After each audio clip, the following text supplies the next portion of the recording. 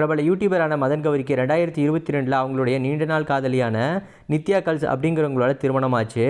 இந்த நிலையில் அவர் வந்துட்டு அவருடைய இன்ஸ்டாகிராமில் கல்யாண ஃபோட்டோஸ், அதுக்கப்புறமா அவருடைய யூடியூப் சேனலில் வெட்டிங் சாங் அப்படின்னு சொல்லிட்டு அவருடைய கல்யாணத்தில் நடந்த ஹாப்பி மூமெண்ட்ஸை பகிர்ந்துக்கிட்டு இருந்தார் அவருடைய ஃபேன்ஸ் கூட.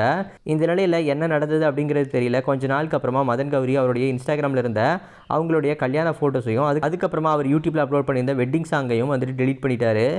இந்த நிலையில் மதன் கௌரியோட ஃபேன்ஸ் எல்லாரும் மதன் கௌரிக்கு டிவோர்ஸ் ஆயிடுச்சு, அதனால தான் அவருடைய கல்யாண ஃபோட்டோஸ் அண்ட் வீடியோஸ் எல்லாம் சோஷியல் மீடியாவிலேருந்து ரிமூவ் பண்ணிட்டாரு அப்படின்றது போலாம் சொல்லிட்டு வந்தாங்க.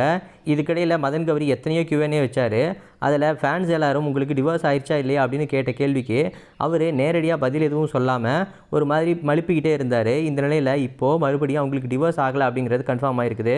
அவருடைய யூடியூப் சேனலில் போஸ்ட் பண்ண வெட்டிங் வீடியோ இப்போ வந்துட்டு பப்ளிக்காக அவைலபிளாக இருக்குது.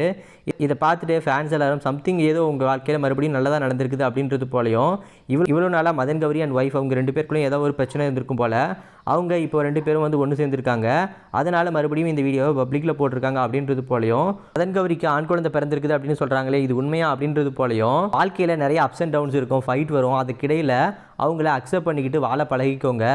நீங்கள் எவ்வளோ தான் அச்சீவ் பண்ணாலும் லைஃப் பார்ட்னர் இல்லை அப்படின்னா அது வேஸ்ட்டு தான் அப்படின்றது போலையும் மதன் கௌரிக்கு அறிவுறுத்தும் விதமாக அவங்களுடைய ஃபேன்ஸ் எல்லாரும் வாழ்த்துக்களை தெரிவிச்சிட்டு வராங்க.